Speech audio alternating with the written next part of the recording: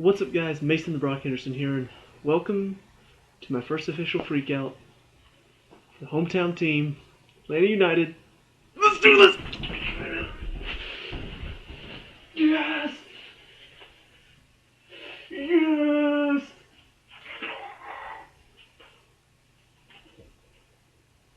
I think I may have scared him. Apologize.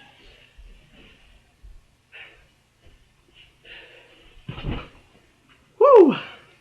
Yes! 6-1 against Minnesota. Of course, is this a good sign for us or a bad sign for them? It's kind of the question a lot of people will be asking. But, all in all, just all around a great team performance. And especially considering the conditions there. You got the snow, you got just really freezing conditions. A lot of people are going to wonder, is Atlanta going to be able to play, especially with so many South American players? How are they going to be used to this type of weather, and will they be able to play in it? So let's go ahead and start talking off about the team itself. Pretty much the same team from the New York Red Bulls game, except because Carmona's out with the red card. Laurentowicz, I think is how you say it. Laurentowicz. I don't know really how to say it, but he steps in at the center defensive mid role, but the rest of it stayed the same. As far as performances go, Khan, he played well today. He had one amazing save right at the end of the first half where it just balls bouncing around. First the shot comes in, bounces off Perez. Another shot comes in, he gets up, touches it onto the crossbar, and then shot comes in again, and he's scrambling to the other side of the goal to pick it up. So all over, he played well today. I am a little bit disappointed with the PK just because as a keeper coach myself, I always tell my keepers don't ever guess. Let them have if they're going to score, make them score on you. Make it to where you guessed the right way but couldn't get there because it was in the corner. In this case, it was a simple pass and he guessed to his left when it was really to his right. So, yeah, I was a little disappointed with that, but PKs are always such a crapshoot. You never know what's going to happen. But all in all, he played well. Definitely looked a lot more calm than he did against the Red Bulls, which is always nice to see. Our defense played pretty well. Garza definitely looks the more attacking of the two. Well, at least not necessarily more attacking, but definitely more clever. Like watching him interplay with Almiron and Assad ahead of him, they just all play so well, and they play that quick little boom boom 1-2 around the defenders. Whereas Mears is much more just direct. Like he's just gonna run and run and run. I'm pretty sure he's from England, and you could tell he's just He's an English fullback. He's just running, running, running. He takes you on. He hits a nice cross, but that's about all he's got. He's not going to beat somebody on a quick little, 1-2 around somebody. That's not his game. But both of them, Garza and Mears, both played very well defensively. Garza did get caught out a little bit more, but that's just because, like I said, a lot of our interplay happens on the left side. And so he likes to get up in that, and sometimes he gets caught out. So, but he does well to get back. He's not jogging back. He's not walking back or anything like that. He does work hard to get back. Mears is just a hard worker. Like I said, English fullbacks, that's what they do. They work hard. They get up the line. They get down the line. They do a very good job of that, and he's a perfect example of it. So our two center backs, Parkhurst again and Perez again. Parkhurst definitely looks like the leader of the team. There was one moment in the first half where it's almost a 2-on-1 with him in there, and he's not diving in, he's not stepping out and letting the other guy go. He's staying in between them until he sees the guy's about to have the shot, and so he steps across and gets in front of the shot, blocks it well, just really manages the situation very well. And you could see he definitely has the experience needed to be a leading center back, to be the leader from the back. So I love watching him play because he is so, you could see he's got the intelligence to play there.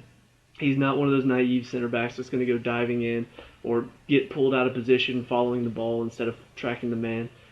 Perez definitely gets pulled out a lot more.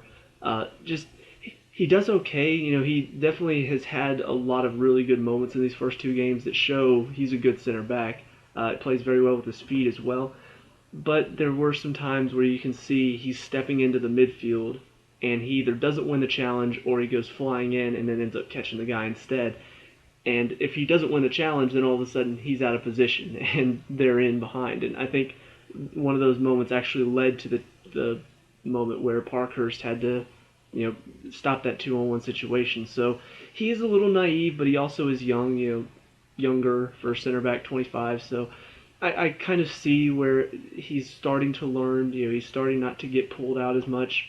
There is a lot of times though where you kind of have to go after it just to close it down because, like I said, Garza gets pulled out of position. If they're going down the left side, a lot of times he does have to step to that because you can't just let him have a free cross.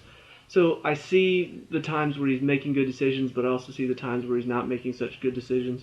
And you got to cut those moments out because against a better team, that can hurt you. If you're not fully focused, if you're not making the correct decisions the whole time, it can lead to a mistake, it can lead to a chance, and then it can lead to a goal.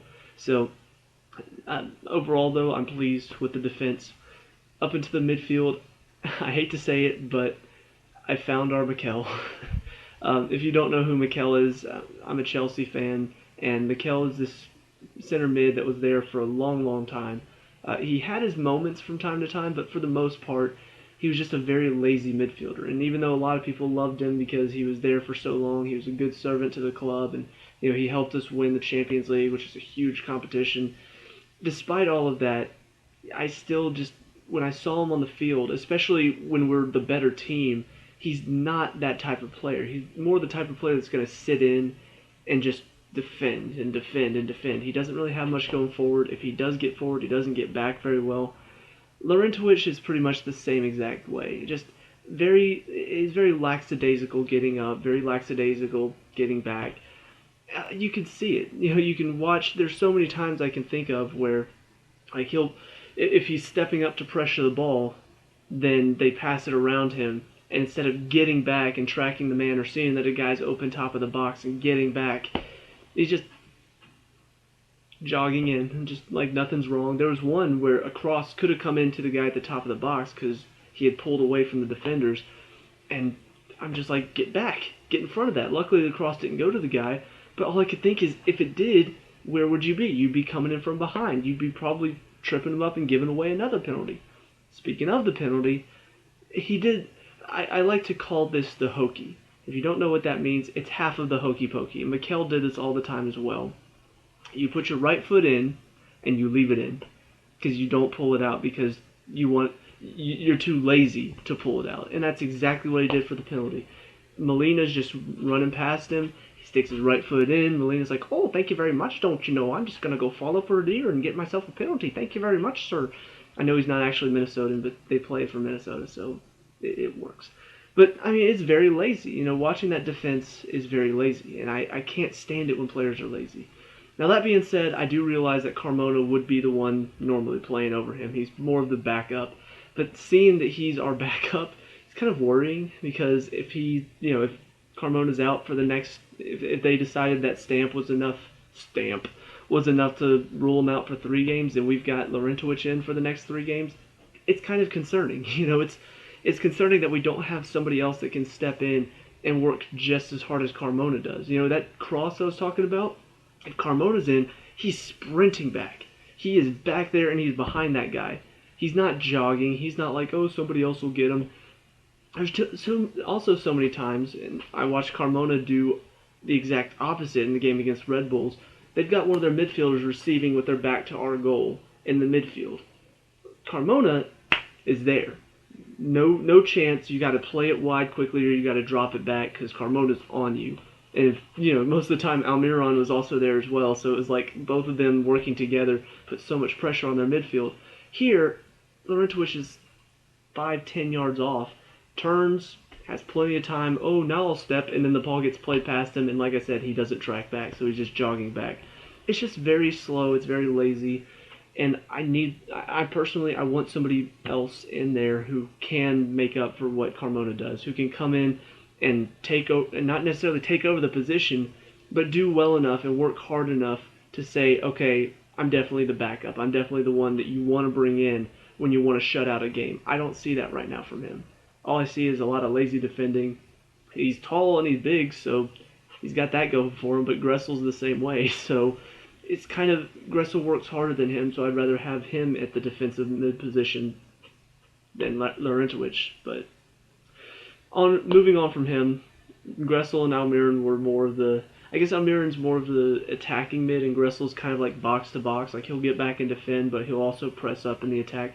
So it's almost like we have three midfielders, and at times it can be two defensive mids and one attacking. And then when Gressel gets up, it's like one defensive and two attacking.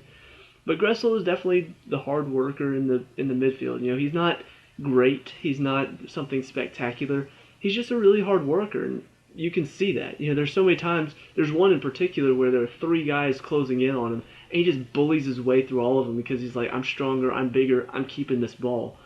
And it's nice to see. You know, you don't really see a player like that anymore. You don't see a player who's just like, I'm going to keep this ball no matter what, and just works hard. It's so many times where the players that do work hard are the ones that have a ton of skill, and they're just like, they don't even have to work hard. He's somebody who doesn't have all of that skill. He doesn't have these incredible touches. He's not Almiron. But he works hard enough to where you're just like, yeah, I want him on my team. I want him to be there as that big body in the midfield who's going to win it out of the air, who's going to put in a good challenge. So he just works so hard off the ball, and then he does well on the ball as well. His passing, he keeps it simple for the most part. A couple times he tried back heels, didn't work out. But you know, I appreciate the work he does there. Almiron, like I said in the last game, clearly our main attacking threat. Just created so much today. I'm glad he got two of his own goals because he deserves it. You know, for everything he does on the ball, whenever he's got it, he's always creating something. He set up an assist for Martinez for one of the goals. So he works so hard. It's a joy to see. It's so nice to see that we have a player like him who you can tell is going to influence the game dramatically. You know, it's going to be one of those times where, oh, we can't seem to score. He's going to come up with a moment of brilliance, like the volley he had. That's just going to put the game away for us and help us win games. So, really, really, really good game for him today. And then the two other more attacking mids, Assad on the left and Villalba on the right. I can tell Villalba's kind of the one that he's a little bit less, I don't want to say effective, because there are a lot of times where he does something very well. The ball's up in the air and he's winning it, or he's poking it past the defender and then getting kicked in the process. He does have his moments, but they're very few and far between. Whereas Assad, he's constantly involved. You know, every single time he's on the ball, he's doing something good with it. He's not giving it away cheaply. Villalba has his moments where he's giving the ball away kind of cheaply. There was a couple moments in the first half where it feels like all he has to do is just send it across or cut it back to one of the players, but instead he tries something a little too fancy, or he tries to dribble somebody and gives it away. So, yeah, I can see where he's going to be our less effective attacking midfielder, but I can also see where he has his moments and he's going to pop up, hopefully, in some games and just do something incredible to help us win the game. So it's nice to see that we have that option, that he's not always the most effective, but he can be. Assad, like I said, definitely a lot more effective. He is kind of a creative, fancy player, but he also likes to keep things pretty simple. There was one moment where he, Garza, and Almiron, the three that mainly go in the attack on the left side, they just combined. And it was in the first half, so the snow wasn't as set on the field, so they were able to do this in the first half. It was just simple, like pass, pass, pass, pass, pass, pass. There's no touching. There were no like 3 or 4 touches in between. It wasn't like they were taking a touch, letting the defender close them down, and then laying it off. It was just quick passing, made the defense move around, wore them out a little bit, and then got in across. And ultimately that didn't lead to anything, but it was a nice movement of play.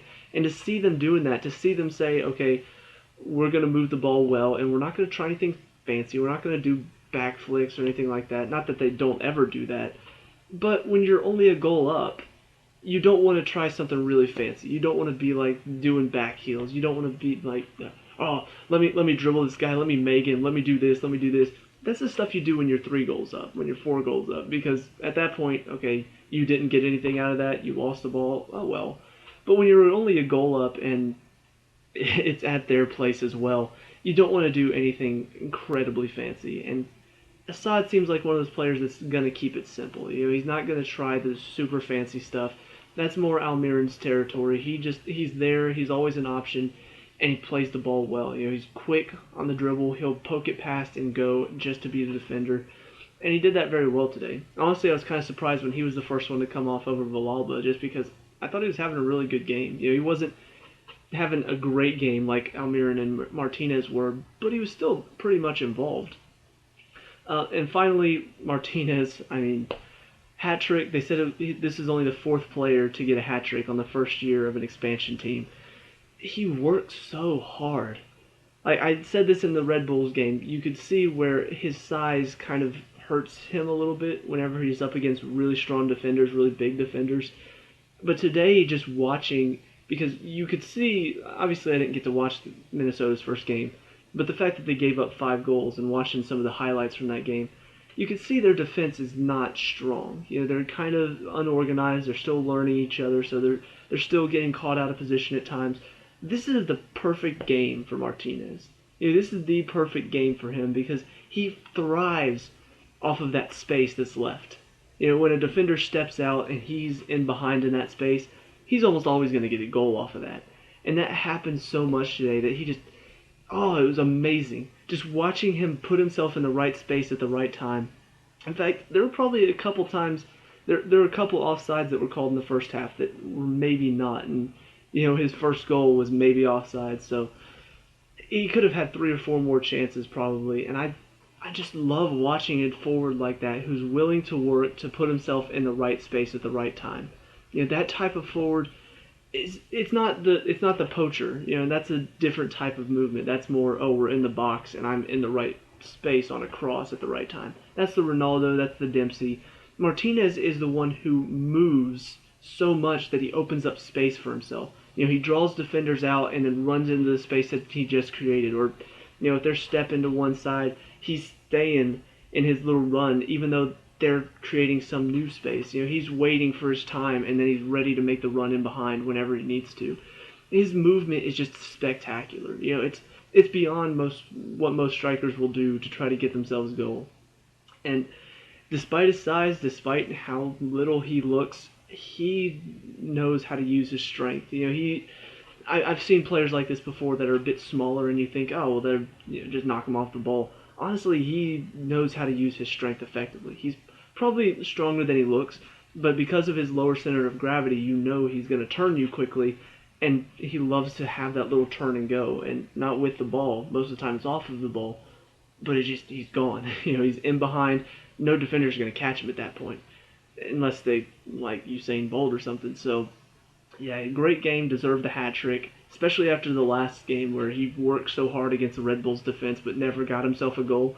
To see him get 3 in this game is just like, it feels like it's vindicated him a little bit. And then finally, the subs that came on. The first one to come on, like I said, Assad was the first one to come off, which surprised me a little bit. But Chris McCann came on for his first appearance.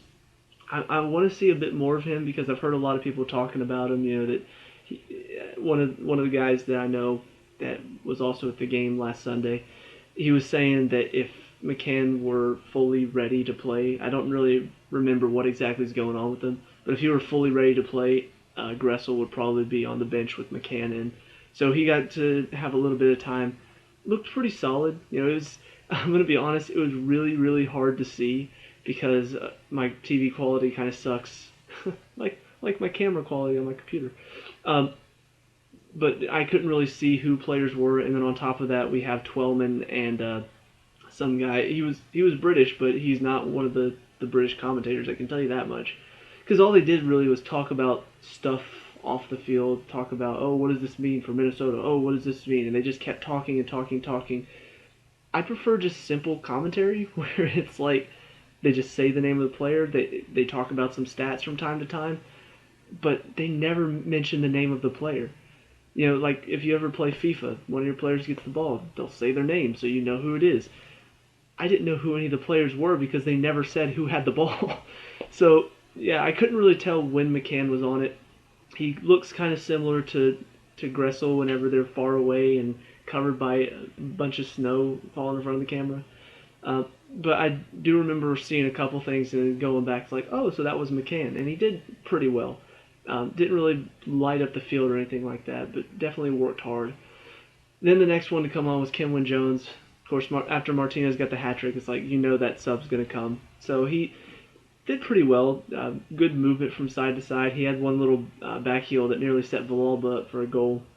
So I like the fact that we do have another striker who's ready to come onto the field and play in case anything ever happens, or if we need to put two strikers on to try to get a goal. And then finally was Jacob Peterson, who I didn't really know. I don't know anything about the MLS. Apparently he was on Kansas City last year and has been in the league for a few years now. But he came in, got himself a goal off a header, so I don't really know much about him. I know he's trying to be Zlatan with that hair, and it's just not working out. But the fact that he comes on and gets a goal, it's encouraging. It's nice to see that. At that point, it was pretty weak how the defending was pretty weak. How they just kind of let him have a free header in the 6-yard box. But I like the fact that he comes on and gets himself a goal, and that's kind of just like, okay, so we have depth in our team. We have somebody who's willing to come on and work to get himself a goal, to work and get inside, get in between the two defenders and get himself a header for a goal. So all around, I mean, it's really encouraging to see. Yes, Minnesota are struggling. Yes, they lost 5-1 in the last game, so of course they're having problems. But this is at their place. This is in weather that a lot of people thought were going to slow us down. This is an area where we're kind of, especially after our first game, I think a lot of people were expecting to be a lot more on the ground, a lot more interplay among the players. But we switched up our game a little bit. We started going long. We started counterattacking. We started winning the ball high up the field. And that's a different style of play than I think we saw in the first game. So I'm glad that we're kind of seeing different elements of our team. We're seeing elements that are definitely a lot more, okay, this isn't quite what we saw in the first game. It's a different area, it's a different field, it's a different weather conditions. It's nice to see that it doesn't matter all of that changed, we're still playing well. And then on top of that, we get a result that vindicates that hard work, that pressure. So all of it, all around, I just really, obviously 6-1 is always a good result to enjoy, but it was such a good performance, and I think the hard work is there, the talent is there. I'm excited to see where we're going from here. It feels like we could just keep going up and up and up and just keep pressuring, keep pressing, and just really be one of the teams to beat this season. So hopefully we can continue from here, continue to get good results. I think that's about it. I will say the referees today, good. Very good. And that's something that I'm not used to saying, but I did want to say it. Like, after the first game, I was worried that the referees in this league were going to be god-awful. But to be honest, I mean, first of all, the penalty was deserved. Like I said, Laurentowicz just kind of dove in, stuck his foot out on him. And on top of that, there are several moments where the crowd is calling for a penalty, and there were several times where he said no, and most of those were correct. I mean, all of those for the most part. There was one where Perez was battling with Venegas, and it could have been. Some refs may have given it, some refs would have said no, not at all. They were just kind of battling with each other, but the scary part was his hands were pretty close to his head. So if a ref sees that, he could say, well, your hands were too far up there. But I think the fact that Venegas kind of went down easy is why he didn't call it. But I mean, there were several other instances where it looked like he may have given something, but he didn't. So I like the fact that some refs are going to be good. Some refs will probably be terrible, but we'll just have to deal with that. But that's about it for this game. So let me know what you guys think down in the comment section below. What did you like and dislike about this game? Who's your man of the match? Let me know. We can talk about it and discuss all that good stuff. Leave a like and subscribe for future Atlanta United games, and I'll see you at the next one. Peace out.